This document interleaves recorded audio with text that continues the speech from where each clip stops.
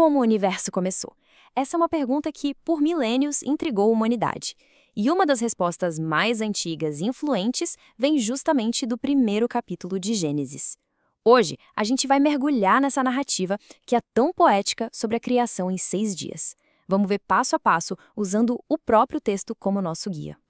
Olha, é aqui que tudo começa, com uma das frases de abertura mais poderosas de toda a literatura, né? Isso aqui não é só uma declaração qualquer, é uma afirmação fundamental sobre a natureza da realidade.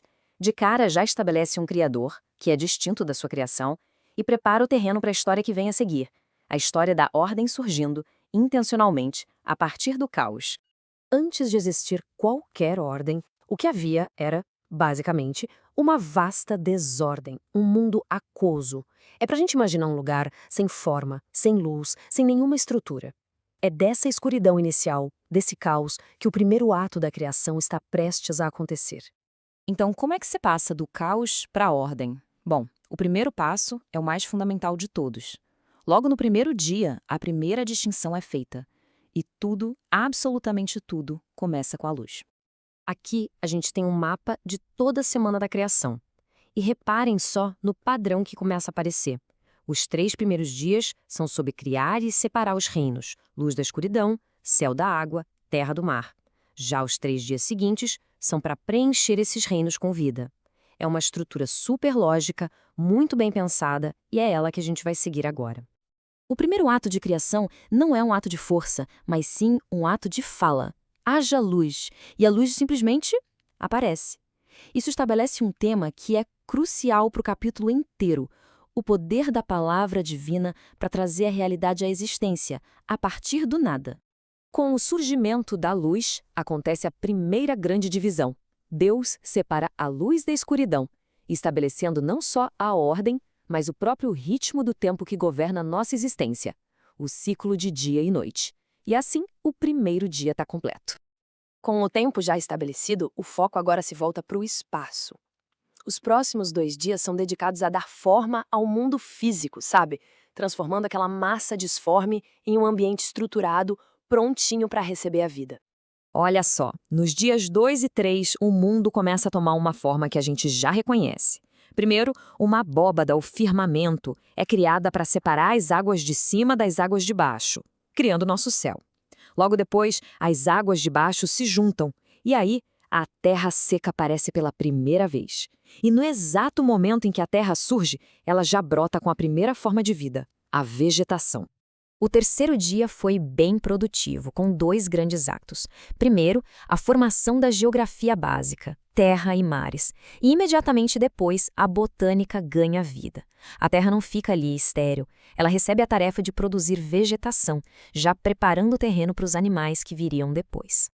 E aqui a gente encontra uma batida, um ritmo que se repete ao longo do capítulo todo. Depois de cada etapa da criação, o texto faz uma pausa e diz: "E Deus viu que era bom". Isso não é um comentário qualquer. É como um selo de aprovação divina, sabe? Afirmando a ordem, o propósito e a bondade de cada parte da criação. O palco está montado. Já temos luz, céu, mar e terra coberta de plantas. Mas um palco, por mais bonito que seja, fica vazio sem os seus atores. Nos dias seguintes, a narrativa muda o foco da formação para o preenchimento, começando a povoar as águas e os céus. No 4º dia, os céus se iluminam. O sol, a lua e as estrelas são criados. Mas o ponto crucial aqui é que o propósito deles é definido não só como dar luz, mas como organizar a vida na Terra. Eles devem servir como marcadores de tempo, governando as nossas estações, dias e anos. Então o silêncio é quebrado. Com um único comando, o mundo explode em vida animal.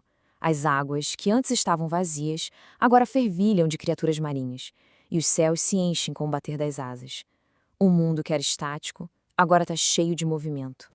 E aqui acontece algo novo. Pela primeira vez, uma bênção é declarada.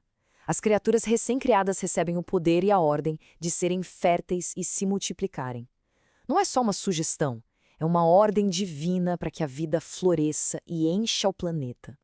Chegamos ao clímax da semana da criação. O palco está montado, o mundo está cheio de vida. O que poderia ser o ato final no 6º dia que superaria tudo o que veio antes? A narrativa vai construindo essa expectativa.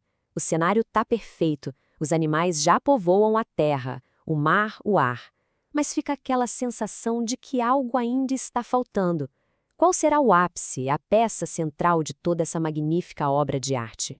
O sexto dia começa preenchendo o último reino que estava vazio, a própria terra. Animais de todos os tipos, gado, criaturas rastejantes, animais selvagens, são criados. Com isso, o ecossistema está completo, preparando o cenário para a chegada dos seus cuidadores. E então, a linguagem da criação muda drasticamente. Não é mais um comando distante como haja.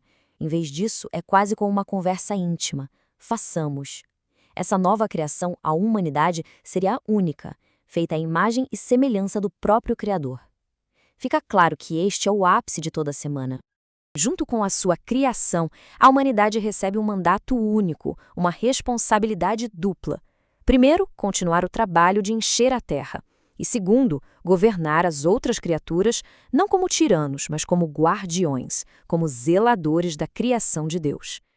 A semana de trabalho está completa. Cada peça está no seu lugar, desde o cosmos até a menor criatura. Agora é hora da avaliação final, o veredito sobre toda essa magnífica obra. Aqui a conclusão é brilhante. Aquele refrão que acompanhou cada dia agora muda. Não é mais apenas bom. Ao olhar para a totalidade da criação, agora com a humanidade em seu centro para refletir o Criador, a avaliação é elevada para muito bom.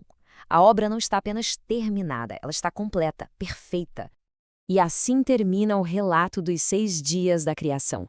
Uma história de ordem surgindo do caos, de um mundo sendo formado e depois preenchido.